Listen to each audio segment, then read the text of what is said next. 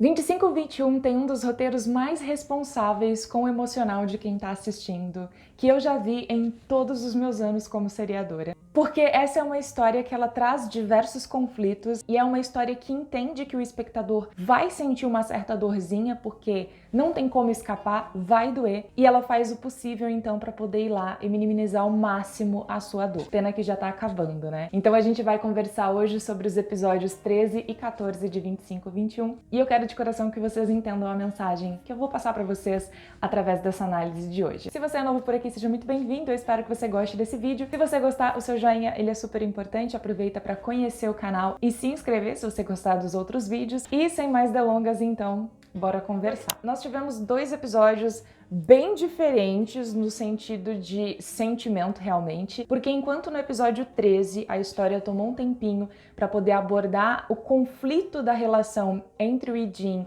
e a Rido, depois que os dois deram ali o primeiro beijinho, nós tivemos que, é claro, ver como que isso iria se desenrolar. Então, durante o episódio 13, nós tivemos os dois neste conflito, porque a Rido, ela não consegue enxergar ainda, ou pelo menos ela não enxerga também, porque o Ijin não compartilhou isso de uma forma mais ampla com ela, a problemática em que ele está envolvido ao se apaixonar por ela, né? Tanto que ele fala várias vezes que ele não quer vacilar, mas ao mesmo tempo ele acaba vacilando todas as vezes. Porque do lado dela, ela está apaixonada pelo melhor amigo dela. E é só isso. Só que do lado dele, ele está apaixonado pela melhor amiga dele, e também por uma pessoa que tem ali uma profissão conflitante, né? O caminho dos dois eventualmente vai se chocar. A profissão dos dois vai acabar se chocando. E ele já vem se prejudicando um pouco no trabalho por conta da forma como ele é próximo tanto dela quanto da Yurin. Então ele percebe que, para ele ter uma postura mais profissional, talvez ele precise se afastar dela.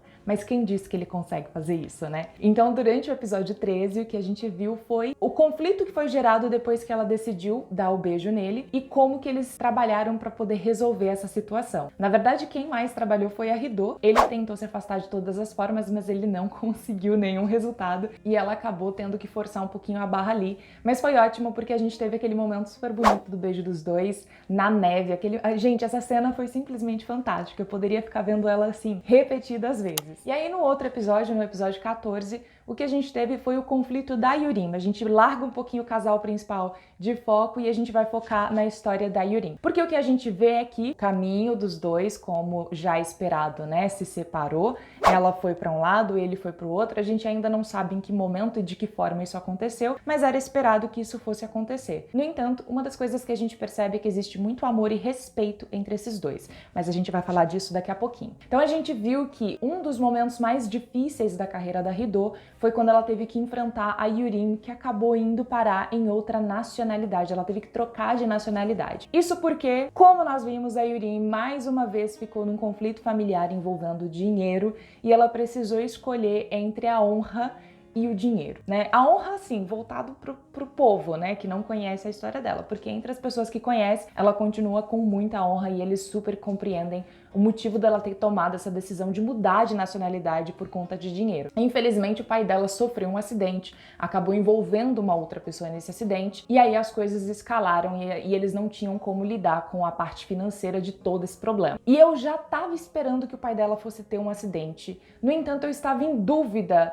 se a série realmente ia colocar essa família nessa posição depois de já ter sofrido tanto. Por que eu imaginei que eles iriam envolver o pai dela em algum tipo de problema com relação ao trabalho? Porque a gente teve muito foco no trabalho dele durante os episódios. Então eu imaginei que o que a gente teria é que ele, sei lá, eventualmente ele iria se acidentar e acabaria até morrendo. Não sei, foi o que eu pensei. Mas ao mesmo tempo eu pensei, eu acho que eles não vão matar o pai dela porque é drama demais. E a gente tem um equilíbrio muito grande aqui. A história, ela não gosta de te puxar muito pra baixo. Ela te puxa pra baixo e ela te levanta com uma piadinha. A gente tem um personagem que faz isso muito bem, que é o Ji-woong. Ele é o nosso escape dentro dessa história pra gente poder rir um pouquinho. Então a gente tem lá o Ijin todo no seu drama, falando com a Rido no telefone, o quanto tá sendo difícil pra ele, que ele não quer vacilar, que ele não pode fazer isso com ela, porque ao mesmo tempo ele quer ficar com ela, mas ele sabe o conflito que isso vai gerar. E aí, pra quem ele liga pro Ji-woong, pra depois a gente ter ele zoando com o Ijin e dando uma tranquilizada nisso tudo. Então, toda vez que a gente tem algo muito pesado,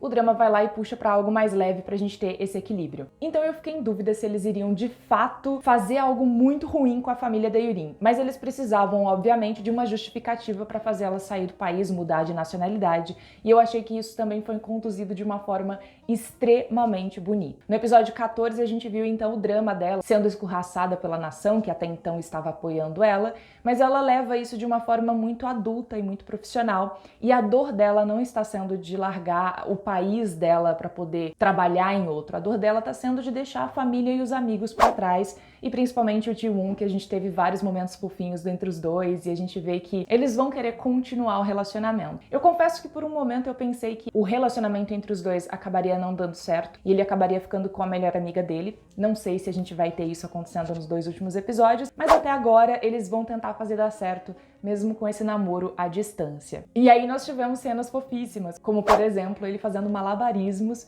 para ter uma oportunidade de segurar ali na mão dela. Esse personagem, ele é maravilhoso e ele tá sempre ali para poder dar uma aliviada em toda a situação. E é claro que finalmente nós tivemos o Ijin sendo colocado numa posição conflituosa relacionada à profissão dele com a das meninas. Dessa vez não foi ainda com a Hidô, mas ele morre de medo que eventualmente ele tenha que fazer algo semelhante com a Hidô, mas foi com uma pessoa que é importante para ele também, que é a Yurin. Existia uma notícia que precisava ser dada e ele foi lá e deu essa notícia. Eu sei que as meninas provavelmente compreendem isso. Por mais que a Hidô vá lá falar para ele, olha, mas poderia ter sido outra pessoa, ao mesmo tempo eu sei que ela compreende que é uma notícia que seria dada por qualquer outro jornalista e vai fazer bem para a carreira dele. E a gente percebe que deu resultado, porque no momento do vídeo que a filha da Hidô tá assistindo, ele já está num outro patamar da carreira dele. Então, de novo, a história entra naquela parte de escolhas e consequências. Ele escolheu a profissão dele naquele momento. Ele escolheu por quê? Porque ele não tem alternativa, da mesma forma que a Yurin não teve alternativa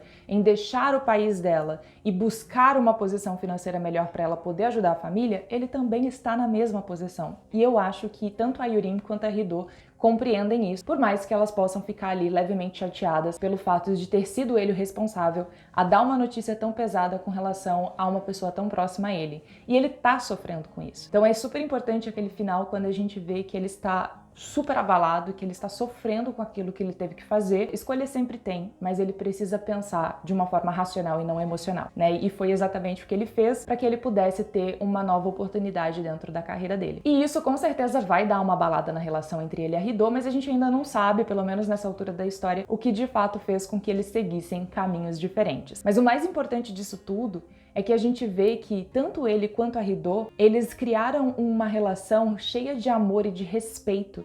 Então, mesmo a gente vendo os dois separados, a gente percebe que não existe rancor, não existe mágoa entre eles, existe ainda muito amor e muito respeito. Uma das coisas que eu mais amo nesse drama é justamente um dos pontos que eu acho que vai fazer algumas pessoas não gostarem tanto assim da conclusão da história. É o fato de que nem sempre para a história ser bonita ela precisa terminar no viveram felizes juntos para sempre. É uma história que acompanhou um dos relacionamentos mais bonitos que você teve a chance de assistir. Começou através ali de uma amizade super inocente, bem jovial ainda, e foi evoluindo no decorrer dos anos até se transformar num amor, e num amor cheio de carinho, cheio de respeito, entende? É muito mais do que simplesmente, eu amo você, eu quero ficar junto com você. Não, eu te amo, eu te respeito, independente de qual caminho você escolha seguir. Eu estarei sempre com você. Foi exatamente essa mensagem que os dois se passaram ali naquele momento daquele vídeo. Não importa o caminho que você vai tomar na sua vida, eu te amo o suficiente para eu respeitar quais são as suas escolhas, as suas decisões. Você não precisa ficar comigo para eu te valorizar, para eu te respeitar, para eu te amar pro resto da vida. Isso eu acho que é um dos pontos mais incríveis dessa história pra mim. O final do episódio foi super forte, mas ao mesmo tempo foi super bonito, como eu falei pra vocês, né? O Ijin chorando por conta das escolhas que ele fez e a Hidô prontíssima ali pra poder ir lá limpar a pichação que fizeram com o nome da amiga dela, enfim. Gostei muito da postura da Yurin também no restaurante, se posicionando e não deixando as pessoas tratarem ela como uma traidora da pátria. Então a gente tem vários e vários conflitos dentro dessa história, mas novamente tudo conduzido de uma forma extremamente leve, de uma forma super divertida, mesmo quando a gente tem um momento muito intenso, a gente ainda consegue ter algo que vai te fazer rir, algo que vai te fazer emocionar. A cena deles levantando o carro pra colocar o carro da mãe dele no lugar, gente, juro, foi simplesmente incrível. Muito, muito, muito fofo esses 2 episódios, eu estou preparadíssima pro final. Ao mesmo tempo vai doer muito dar tchau pra essa série, porque eu tô amando demais esse dorama, gente, eu tô amando muito. Quero saber a opinião de vocês aqui nos comentários, o que você tá achando, quais foram os sentimentos que esses 2 episódios acabou te causando. Deixa aqui nos comentários, eu quero saber, e a gente se vê no próximo vídeo. Tchau!